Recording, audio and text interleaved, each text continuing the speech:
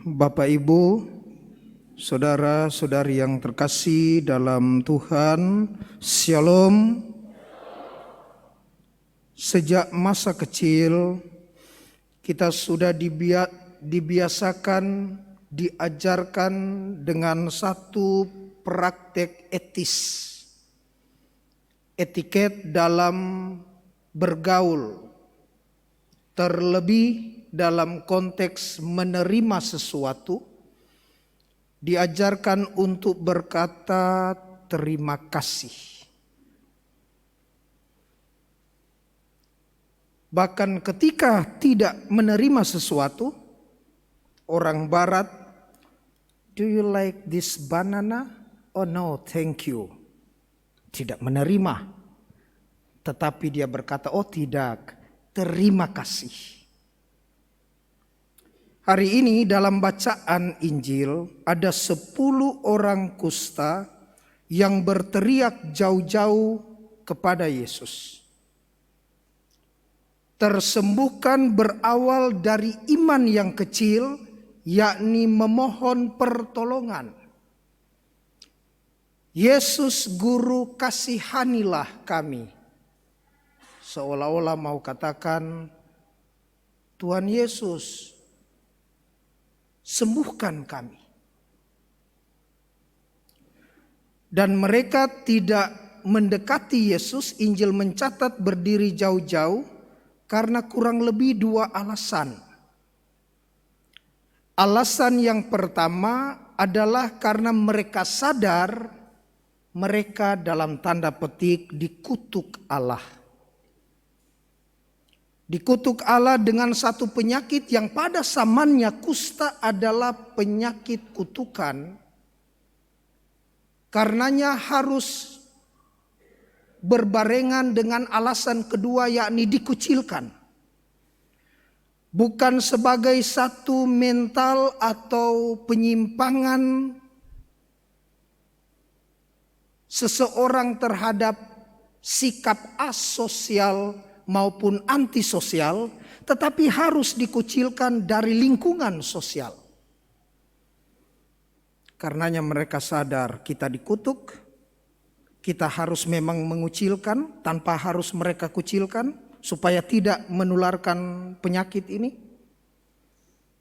Tetapi mulut kita bisa menjangkau siapa yang lewat menyusur perbatasan Samaria dan Galilea. "Yesus Guru, okodong kami ini, kasihanilah, sembuhkan kami." Dan saat itu Yesus mengatakan, "Pergilah, perlihatkanlah dirimu kepada imam." Karena hanya imamlah yang memiliki kuasa untuk menulis surat pernyataan mereka sembuh dari penyakitnya. Diperiksa oleh imam nanti. "Oh, oke, saya buat surat pernyataan, kau boleh bergaul lagi di lingkungan sosialmu. Kalau tidak, tidak bisa." Mereka mengatakan, "Saya dapat mujizat, Tuhan Yesus sembuhkan." Nanti ketika ke lingkungan lagi, orang tanya, "Mana suratnya?" Perhatikan Bapak Ibu, secara formal mereka harus pergi kepada imam, tetapi belum sampai kepada imam, mereka tersembuhkan dalam perjalanan. Menariknya, seorang asing, orang Samaria, saking gembiranya dia berbalik kepada Yesus, berlutut di depan kaki Yesus dan mengucap syukur. Lalu Yesus tanya, "Bukankah 10 yang disembuhkan?" Karena pasti Yesus tahu. "Di manakah yang 9 selain orang yang tidak mengenal Yahweh ini? Orang asing, orang kafir ini, mana yang 9? Saudara-saudari yang terkasih, iman dari orang Samaria yang tersembuhkan kustanya ini dipuji Yesus, diingatkan dan ditegaskan.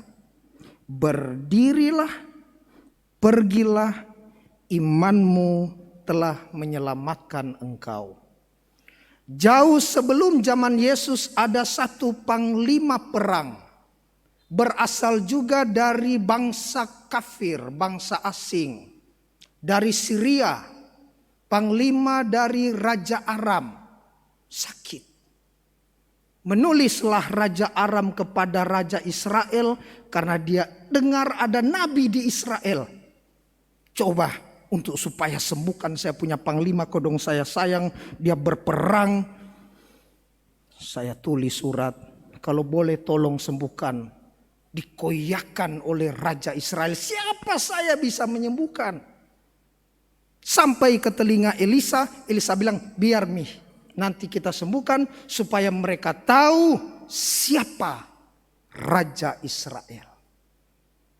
Pergi ke sungai Yordan, celup 7 kali. Nah, kenapa 7 kali? Nah, saya juga tidak tahu. Yang pasti 7 angka sempurna, bahwa yang menyembuhkan adalah sumber kesempurnaan. Kau celupkan badanmu 7 kali. Begitu sembuh, dia bilang, saya akan berikan hadiah kepada Elisa. Elisa bilang, oh no thanks. Tapi saya mau thanks. Tidak terima kasih, tapi saya mau berterima kasih. Oh tidak. Oke, kalau begitu saya minta supaya saya angkut tanah dari Israel ini, saya bawa pulang. Karena kebiasaan orang menyangkut tanah, kalau dia ambil itu tanah, berarti dia bersatu dengan tanah yang dia angkat itu. Dia mencintai tanah itu. Panglima ini mau mengingat bagaimana Raja Tuhan, ya, Allah orang Israel menyembuhkan dia. Sehingga dia bilang, tidak ada Tuhan yang saya jumpai selain Tuhan hanya ada di Israel. Dia katakan begitu dalam bacaan pertama tadi. Maka dia minta tanah supaya dia bawa pulang. Saudara-saudari yang terkasih dalam Tuhan, iman dari panglima orang Syria, panglima Raja Aram ini, karena ia mau percaya yang menyembuhkan dan dia meneguhkan, mempromulgasikan di dalam hatinya, tidak ada Allah yang lain, tidak ada Tuhan di muka bumi ini selain yang ada di Israel. Dalam bacaan kedua, Paulus mengingatkan kita bahwa ingatlah akan hal ini. Yesus Kristus keturunan Daud yang telah bangkit dari antara orang mati, itulah yang kuberitakan dalam Injilku. Bahwa iman kita menjadi sia-sia tanpa kebangkitan. Karena Yesus yang bangkit itu, maka kita beriman menjadi satu kepastian, bukan lagi sia-sia dan keraguan. Dan selanjutnya Paulus mengatakan, benarlah sabda ini, jika kita mati dalam Kristus, kita pun akan hidup dengan Dia. Jika kita bertekun, kita pun akan memerintah dengan Dia. Bapak, Ibu, saudara-saudari yang terkasih dalam Tuhan, Paus Fransiskus pernah meneguhkan 3 kalimat yang sangat mujarab di lingkungan orang-orang Kristiani, terutama orang Katolik, khususnya dalam hidup keluarga Katolik. Apa itu? Yang pertama, tolong. Tolong, Yesus Guru, kasihanilah kami. Menyangkut apa? Iman. Doa kita juga menyangkut iman, menyangkut tolong, permohonan kepada Tuhan. Yang kedua, kata yang Paus katakan adalah terima kasih. Setelah Tuhan memberikan kita anugerah, memberikan kepada kita karunia, memberikan kepada kita apa yang kita butuhkan, bahkan melampaui kebutuhan, apakah kita juga atas cara kita masing-masing, Tuhan terima kasih.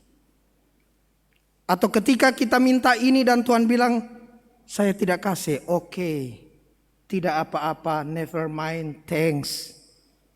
Tidak apa-apa Tuhan, terima kasih, saya tetap bersyukur. Dan yang terakhir adalah maaf. Tolong, terima kasih, dan maaf. Saudara-saudari yang terkasih, jika kita menyangkal Dia, Dia pun akan menyangkal kita.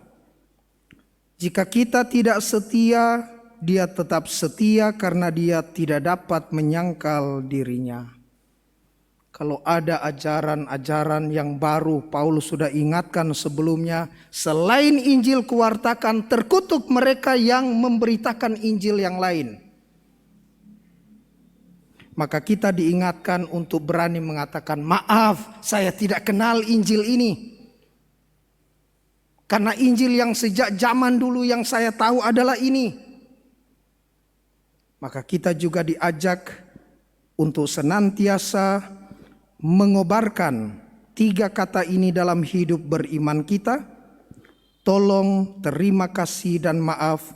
Jika demikian, maka sama seperti seorang yang tersembuhkan, Yesus berkata dan kita mendengar, pergilah, imanmu telah menyelamatkan engkau. Semoga demikian.